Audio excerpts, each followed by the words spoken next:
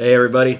Welcome to the Last Republic of the People. Sorry again, it's been a minute, but I had to go meet my grandbaby, and she's adorable, so I spent the weekend with her, and then my wife and I went to Fredericksburg, Texas.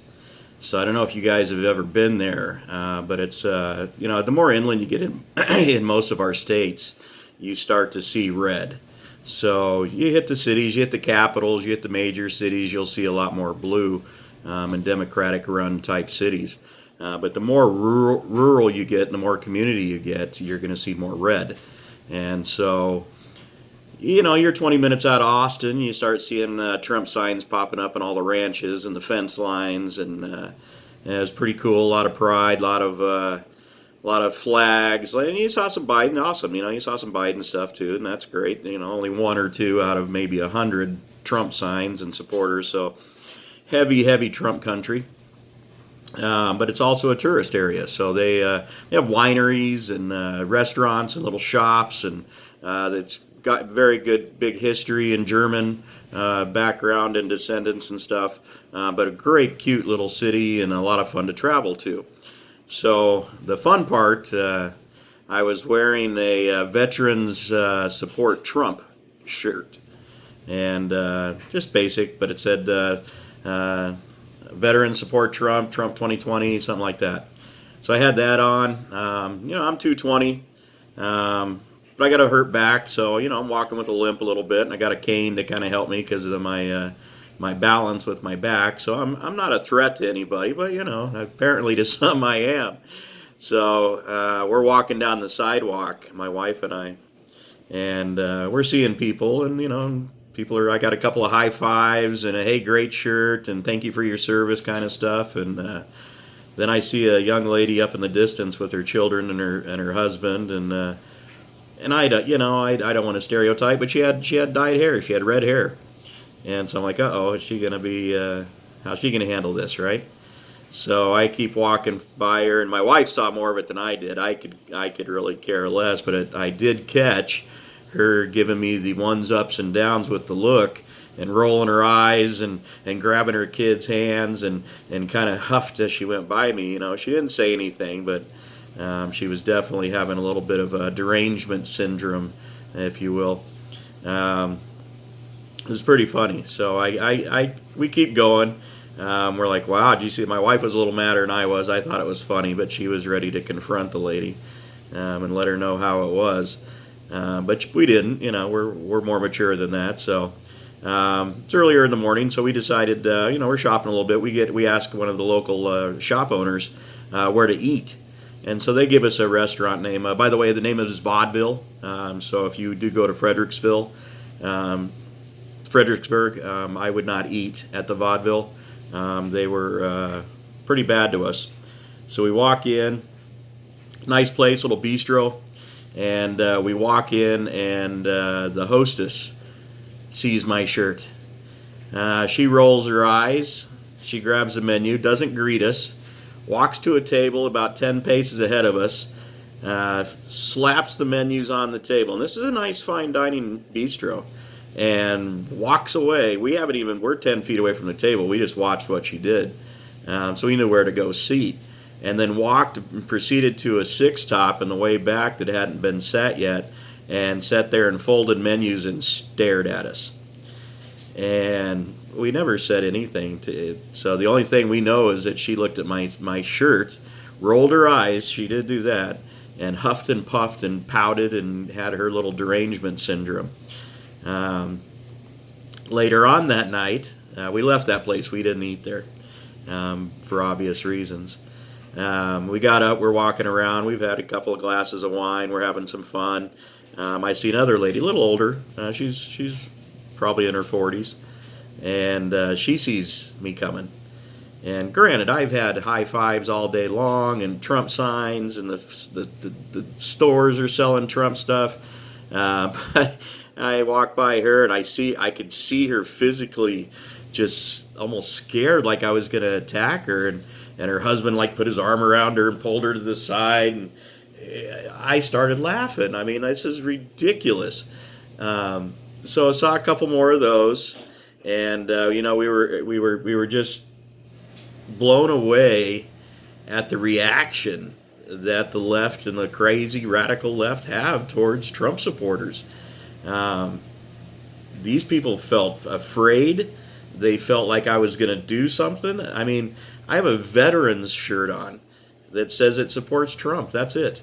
I didn't say I'm going to kill you. I didn't jump at you. I wanted to go boo and see if they'd run and hide into a closet or something.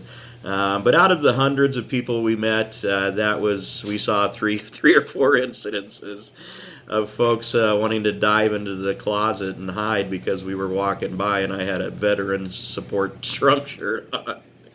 So my wife put her Trump hat on and we sported around for the next couple of days and really enjoyed ourselves. And so if you ever get a chance to go to Fredericksburg, Texas, it's definitely a great little town, and you would enjoy it immensely. They just opened up again about 3-4 weeks ago. Some of the stores, some of them opened at the end of the May with Texas, but they're regrouping and they're starting to get busy again. So great little place.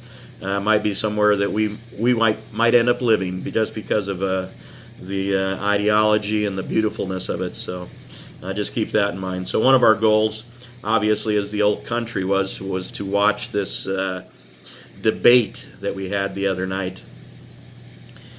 So we stopped our trip. We got a bottle of wine. We got some cheese. We got some crackers. Man, we got ourselves set up, all ready for this debate. And I didn't know what to expect. I guess we all kind of expected some of Trump's antics from when 2016, because that's what we expected. That's all we know of him.